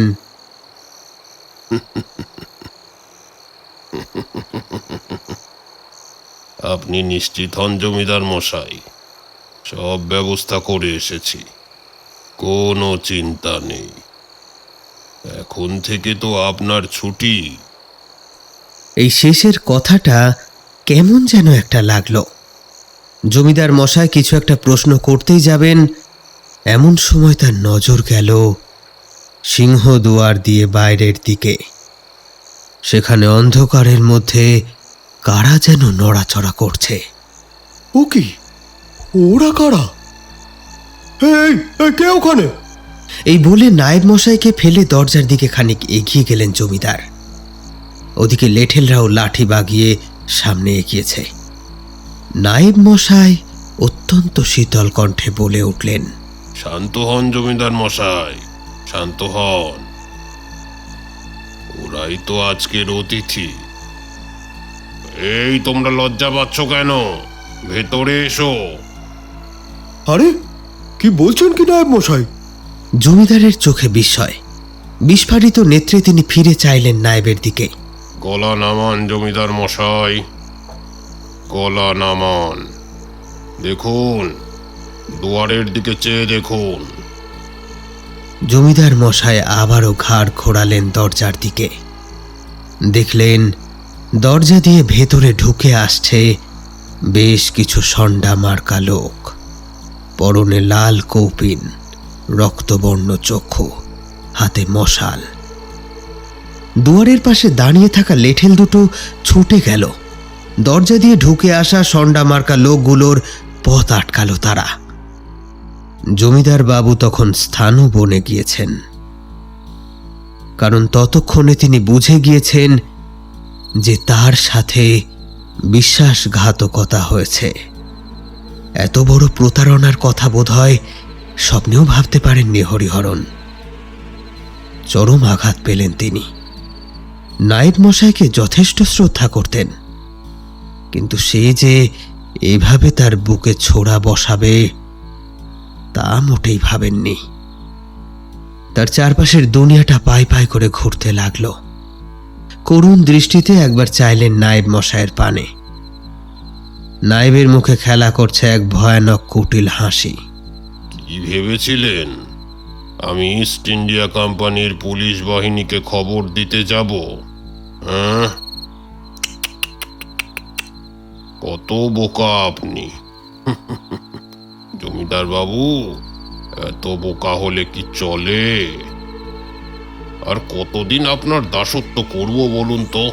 হ্যাঁ, আপনি যেভাবে এই গ্রামের কাঙালি মানুষগুলোর মধ্যে জমিদারি সম্পদ লুটোচ্ছেন, তা যে আর দু চোখে সহ্য করতে পারছিলাম না। সুযোগের অপেক্ষায় ছিলাম, আর সেই মোক্ষম সুযোগ আপনিই আমাকে করে দিলেন। কত বোকা আপনি, তাই না?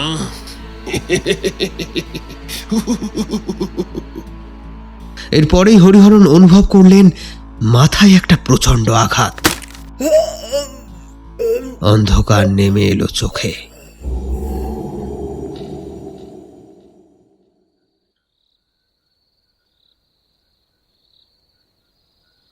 জমিদারের যখন জ্ঞান ফিরল তখন সে দেখল তাকে বেঁধে রাখা হয়েছে জমিদার বাড়ির বিশাল উঠোনটায়। মাথায় প্রবল একটা যন্ত্রণা অনুভব করতে পারছেন হরিহরন। চারিদিকে জ্বলছে মশাল। সিংহদুয়ারটা ভেতর থেকে বন্ধ করে খিল তুলে দেওয়া হয়েছে। মশালের হলদে আলোয় চোখ কিছুটা সয়ে আসতেই হরিহরন দেখল তার চারপাশে ছড়িয়ে ছিটিয়ে পড়ে আছে তারই সমস্ত লেঠেলরা। তাদের যে কারো হুঁশ নেই সেটা দেখেই বলা যায়। হঠাৎই অন্দরমহলের মানুষগুলোর জন্য প্রাণটা হু হু করে উঠল তার। না জানি তাদের কি অবস্থা। আলোর জোরটা এবার যেন বাড়ল। উঠোনের ঠিক মাঝখানে চারজন ষণ্ডা মার্কা লোক বড় বড় চারটে মশাল হাতে এসে দাঁড়িয়েছে। সেই আলোটা এসে পড়ল জমিদারের চোখে।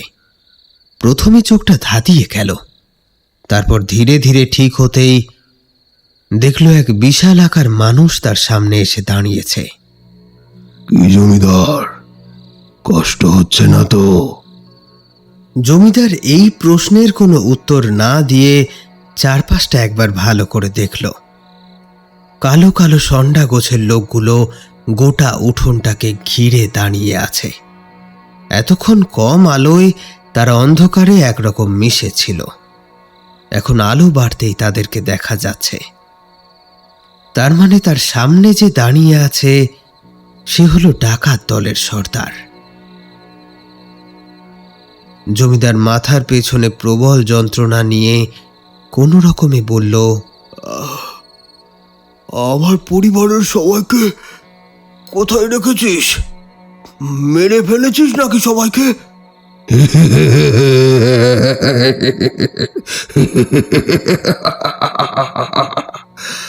তোর সব কিছু লুটেছি আমরা, কিন্তু ওই মূর্তিটা এখনো পাইনি। ওই মূর্তিটা না পেলে তোদের সবাইকে শয়তানের পায়ে বলি চড়াবো। যাক, তার মানে এখনো কাউকে মারেনি নরখাদকগুলো। জমিদার বাড়ির এক গোপন স্থানে বহুমূল্য সেই মূর্তিকে লুকিয়ে রেখেছিল হরিহরন, যে স্থানের কথা নায়েবও জানে না। আর সেই কারণেই হয়তো আজ এখনো জীবিত রয়েছেন তিনি। এবার যথাসম্ভব কড়াভাবে জমিদার বললেন, ও জিনিস আমার পরিবারের ঐতিহ্য, আমার পূর্বপুরুষদের আশীর্বাদ। মরে গেলেও তার খোঁজ আমি তোকে বলবো না, কখনো বলবো না।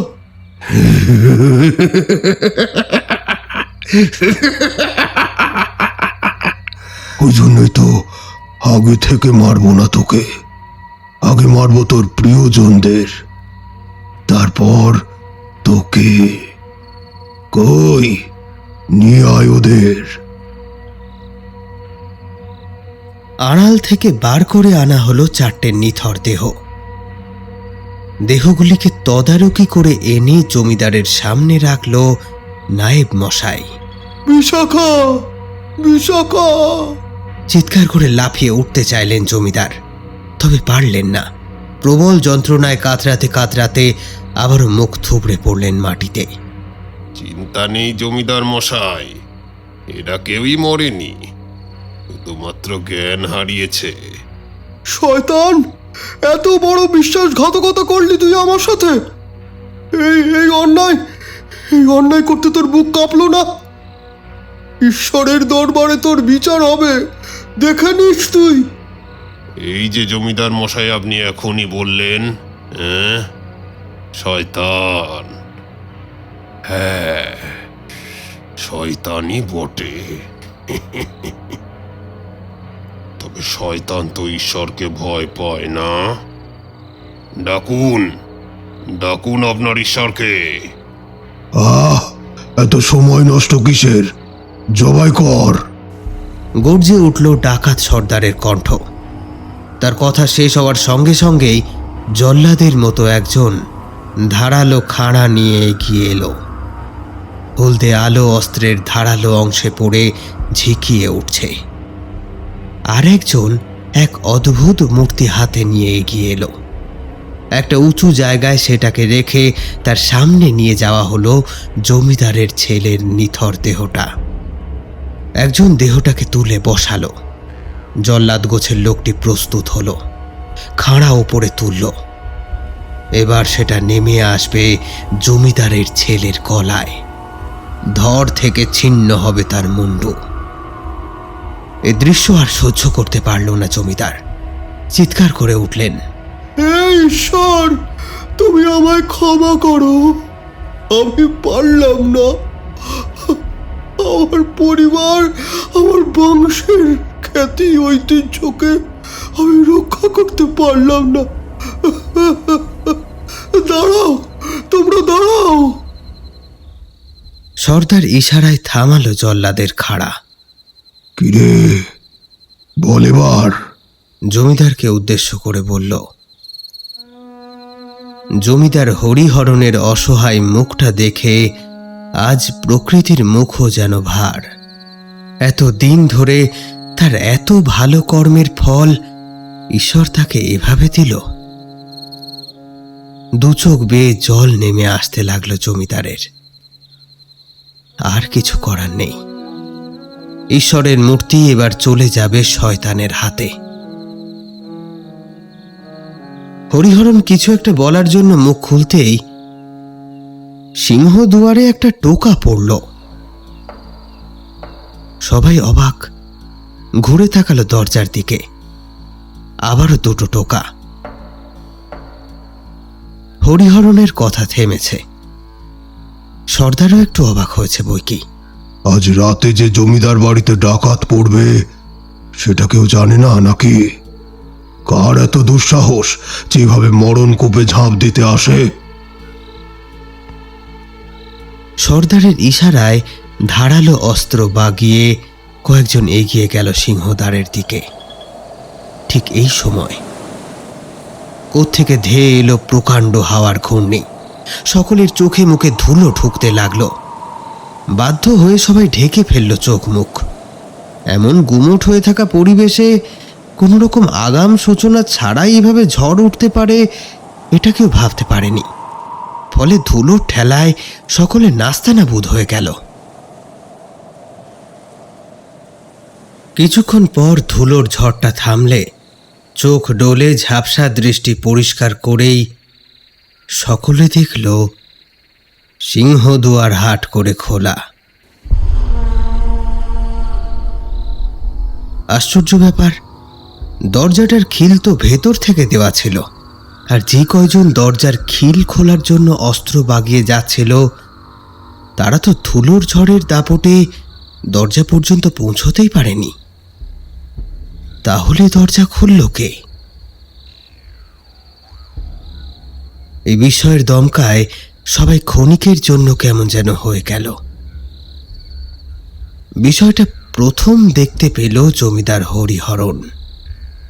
তিনি উপুর হয়ে পড়ে থাকা অবস্থাতে দেখলেন খুলে যাওয়া সিংহ দুয়ারের সামনে এসে দাঁড়িয়েছে রবিন খুড়ো। সকলে অবাক হয়ে গেল ব্যাপারটা দেখে। একটা প্রায় 60 ঊর্ধ্ব মানুষ এই এত রাতে জমিদারকে বাঁচাতে এসেছে একা একা, তাও আবার খালি হাতে। আর কি অদ্ভুত তার পোশাক! পরনে একটা সাদা ধুতি, গায়ে একটা সুতো পর্যন্ত নেই, একেবারে আলগা শরীর। কিন্তু না, বোধহয় একটু ভুল বললাম। সুতো আছে গায়ে, 3টে সুতো, যেগুলোকে পাকিয়ে একটা উপবৃত অর্থাৎ পৈতে তৈরি করা হয়েছে। মাথার চুল উস্কো খুস্কো। ধুতিটা এতই সাদা যে এই অল্প আলোতেও ধপধপ করছে। বিস্ময়ের দমকা কাটিয়ে প্রথম কথা বলে উঠলেন জমিদার নিজেই। চিৎকার করে তিনি বললেন, খুড়ো, খুড়ো, এখানে কি করছো তুমি? পালাও খুড়ো, পালাও, পালাও। এই কথায় এবার সকলের হুঁশ ফিরল। সর্দার বেশ একটা কৌতুকের হাসি হেসে বলল,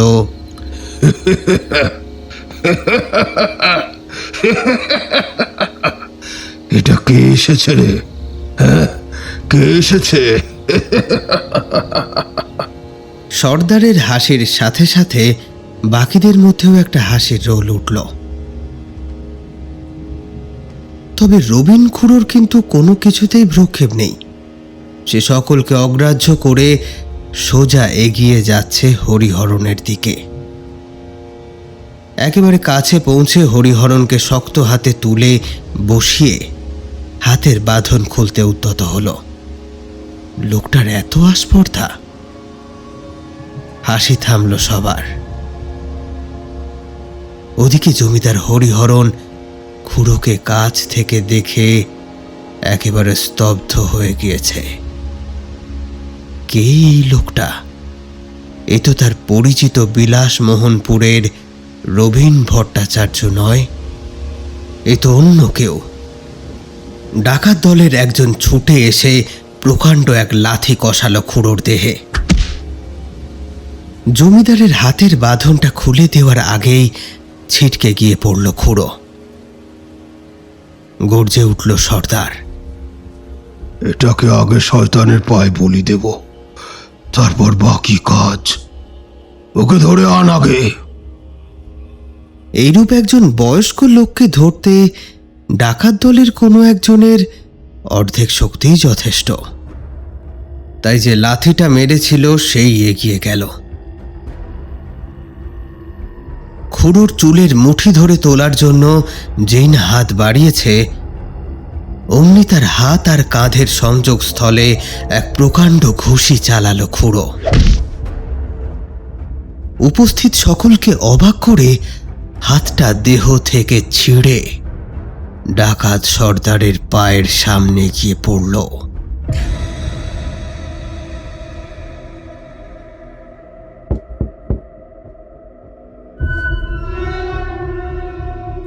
এতটা বোধহয় কেউ আশা করেনি। তাই এক মুহূর্তের জন্য সকলেই যেন স্তব্ধ হয়ে গেল। এদিকে দেহের ধুলো ঝেড়ে উঠে দাঁড়িয়েছে খুড়ো। একজন সাধারণ মানুষ তাদের মতো দুর্ধর্ষ ডাকাতদেরকে চোখ রাঙানি দেখাবে? না, এই আর সহ্য করা যায় না। এবার তাই সর্দারের ইশারায় অস্ত্র উঁচিয়ে একসাথে সকলে তেড়ে গেল খুড়োর দিকে।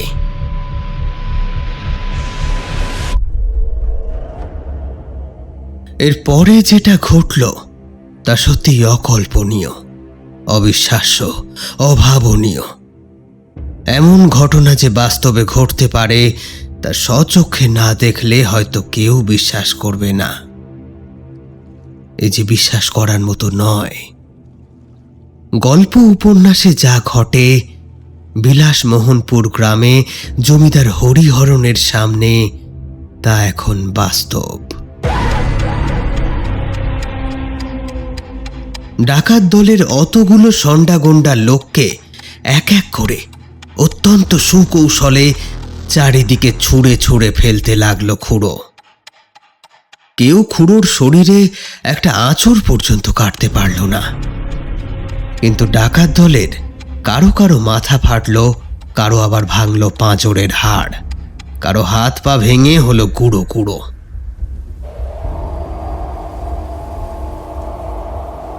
ঠিক এর পরেই কোথা থেকে আবারও যেন ধেয়ে এলো সেই ধুলোর ঘূর্ণিঝড়। ছিটকে পড়া ক্ষত বিক্ষত দেহগুলিকে প্রবল গতিতে ঘোরাতে ঘোরাতে শূন্যে তুলে পুনরায় আছাড় মারল জমিতে।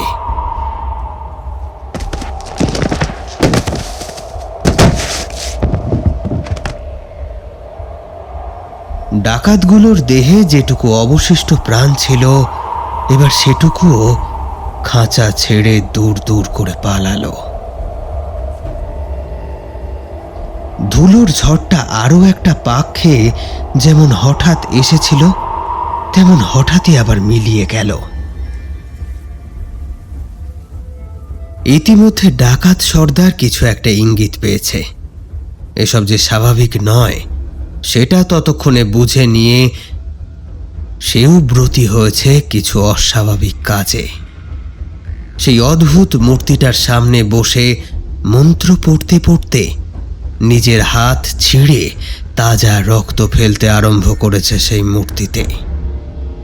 ওদিকে খুড়ো পুনরায় এগিয়ে গিয়ে জমিদারের হাতের বাঁধন খুলে দিল। তবে জমিদারের আর হুঁশ নেই। এত কিছুর মধ্যে কখন যেন তিনি জ্ঞান হারিয়েছেন।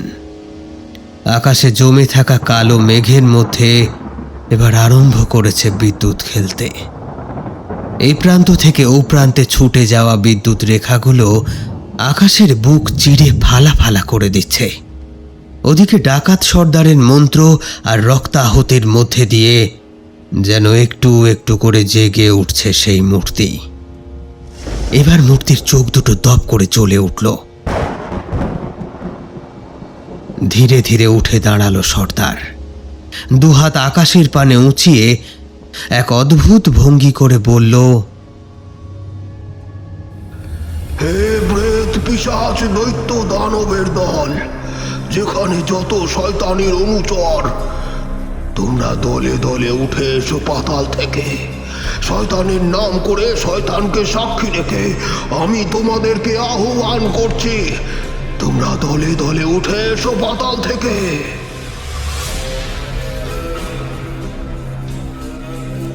এই কথা শেষ হওয়ার সাথে সাথে মাটিতে একটা মৃদু কম্পন উঠল। প্রবল বাতাসে নেচে নেচে উঠল চারপাশের মশালের আলো।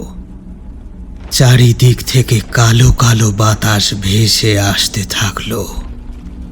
শুরু হলো এক অদ্ভুত শব্দ।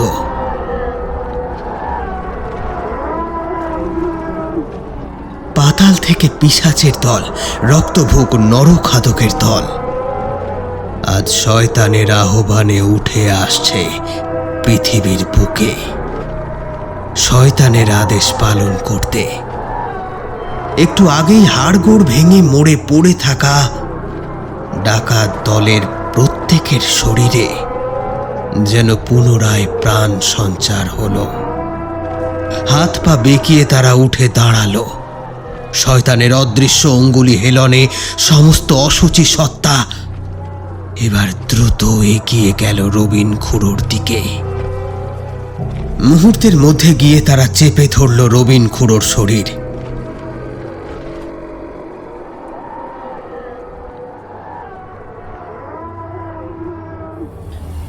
এবার খুড়োর শরীরটাকে ছিন্ন ভিন্ন করে ছিঁড়ে ছুটে খান খান করে দেবে ওরা। চারিদিক থেকে ধেয়ে আসা রাশি রাশি কালো বাতাস সমগ্র দিক থেকে পেঁচিয়ে ধরতে থাকলো রবিন খুড়োকে। তার সেই সাদা ধবধবে ধুতি আর দৃষ্টিগোচর হয় না। এক ক্লেদাক্ত কালো অন্ধকার সব গ্রাস করেছে। অস্বাভাবিক ভয়ঙ্কর গর্জনের উল্লাস জানান দিচ্ছে শয়তানের জয় হলো। চারিদিকে জ্বলতে থাকা মশালের আলোগুলো কমতে কমতে একেবারে ক্ষীণ হয়ে এসেছে। এবার তারা নিভে যাবে, সেই সাথে নিভে যাবে সমস্ত পবিত্র সত্তা। বাতাসে ভর করে ছড়িয়ে পড়বে শয়তানের রণহুঙ্কার।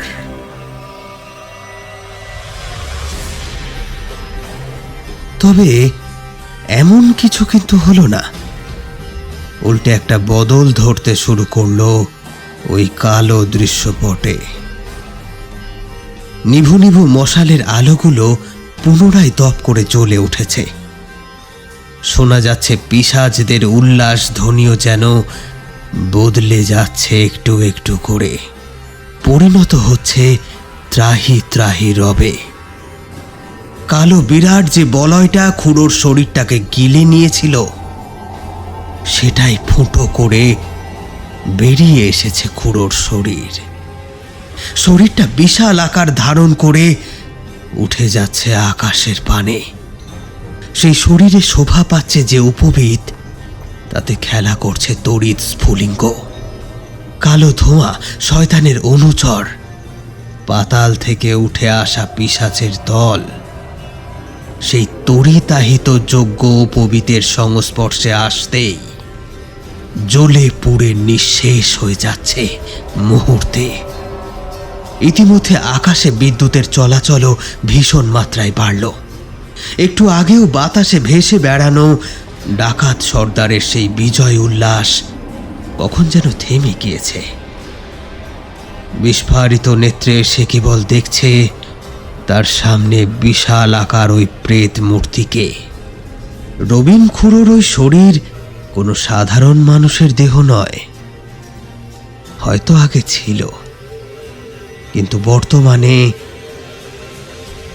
তার শরীরে অনুপ্রবেশ ঘটেছে কোনো এক ভয়ানক প্রেতের, ব্রহ্ম প্রেতের। কালের গর্ভে যাত্রা করে যে এসেছে শুধুমাত্র শয়তানের অনুচরদের দমন করতে। অশুভ শক্তির অন্তরালে সে এক বিশাল শুভ শক্তির আধার। আকাশ বাতাস কাঁপিয়ে এবার উঠল একটা অট্টহাসি। সেই হাসির তরঙ্গে যেখানে যত ক্লেদাক্ত অন্ধকার ছিল মুহূর্তে দূরীভূত হলো। পাতাল থেকে উঠে আসা পিশাচের দল ভস্মীভূত হলো মুহূর্তে।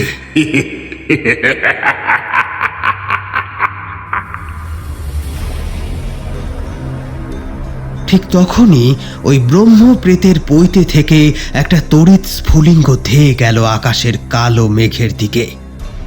পর মুহূর্তেই সেটা ততোধিক শক্তিশালী বিদ্যুৎ রেখা হয়ে পুনরায় ধেয়ে এলো মাটির দিকে। বিকট শব্দ করে বজ্রাঘাত হানল সেই অদ্ভুত পাথুরে মূর্তিটির ওপর। আর তারপরই ভেঙে খণ্ড খণ্ড হয়ে গেল সেটা। তার সামনেই দাঁড়িয়ে থাকা ডাকাত সর্দারের দেহটাও শত ছিন্ন হলো। রেহাই পেল না নায়েবের দেহটিও। নরকের পিশাচগুলোর মতো জ্বলে পুড়ে ভস্ম হয়ে গেল তার শরীরও।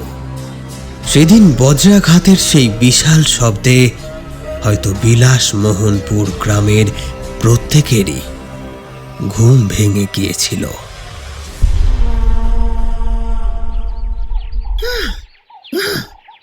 বাপরে বাপ, এ কি স্বপ্ন! বাপরে বাপ! ধরফর করে বিছানার উপর উঠে বসল পালি। প্রথমেই তার নজর গেল খাটের পাশের জল চৌকিতে রাখা লাল কাপড়ে মোড়া খাতাটার দিকে। আর মনে মনে যেটা ভেবেছিল সেটাই দেখল সে। খাতার পাশেই খুব সুন্দর করে ভাঁজ করে রাখা রয়েছে একটা সাদা ধুতি, এবং খাতাটার প্রতিটি পাতার ভাঁজ থেকে এখনো ঠিকরে বেরুচ্ছে সাদা আলোর দ্যুতি। এবার তার নজর গেল দরজার কাছে। খবরের কাগজটা যথারীতি দরজার তলা দিয়ে ঠেলে ভেতরে ঢোকানো আছে। চট করে উঠে কাগজটা হাতে তুলে নিল পালি। প্রথম পাতায় বড় বড় হরফে লেখা আছে, রাষ্ট্রসংঘের পুরস্কারে ভূষিত হচ্ছে ভারতবর্ষ এক বহুমূল্য অষ্টধাতুর বিষ্ণু মূর্তি সংরক্ষণের জন্য। ঠিক এর নিচেই অপেক্ষাকৃত ছোট হরফে লেখা, এই মূর্তি দর্শনের জন্যেই সর্বোচ্চ সংখ্যক বিদেশি ভ্রমণার্থী এই বছর ভারতে পাড়ি দিয়েছে। খবরটা পড়ে মুখের হাসিটা আবারও চওড়া হলো পালির। মুখে উচ্চারিত হলো দুটো শব্দ, রবিন খুড়ো। তবে ইতিহাসটা যে বদলে গিয়েছে সেটা কিন্তু একমাত্র পালিই জানে। বাকি পৃথিবীর মানুষের কাছে পরিবর্তিত ইতিহাসটাই মূল ইতিহাস। আর অতীত বদলালে বর্তমান ভবিষ্যৎ এই সব কিছু তো বদলাবেই।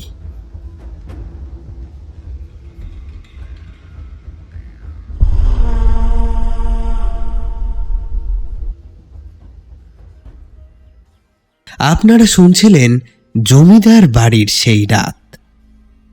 গল্পটি শুনে অনেকগুলো প্রশ্ন মনের মধ্যে রয়ে গেল কি? ভালো করে ভেবে দেখুন তো। যদি রয়ে যায় তবে উত্তর কিন্তু এই গল্পের মধ্যেই আছে। আর একটু ভালো করে ভাবুন তো, দেখুন তো উত্তর পান কিনা। তারপরেও যদি কোনো প্রশ্ন রয়ে যায় তাহলে আমাকে মেইল করে জিজ্ঞাসা করতে পারেন।